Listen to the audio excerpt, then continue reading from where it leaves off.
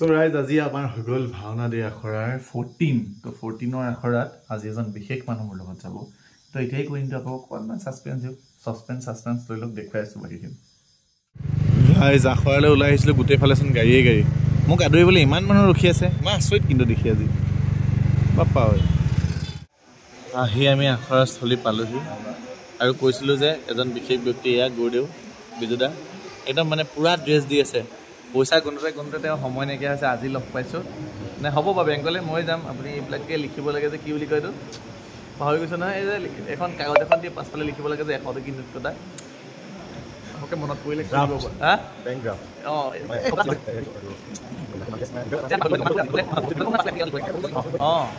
তো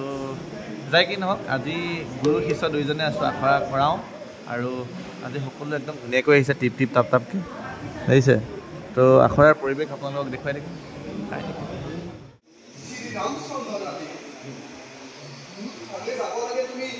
বাল্মীকি আশ্ৰম দৰ্শনৰ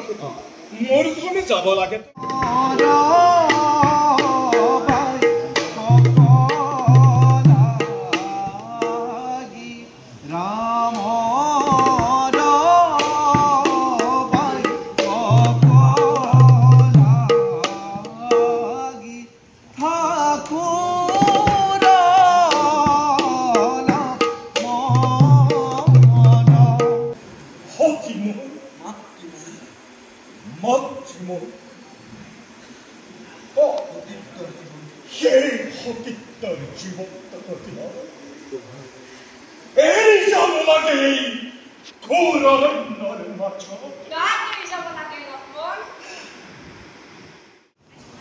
আমাৰ আখৰা শেষ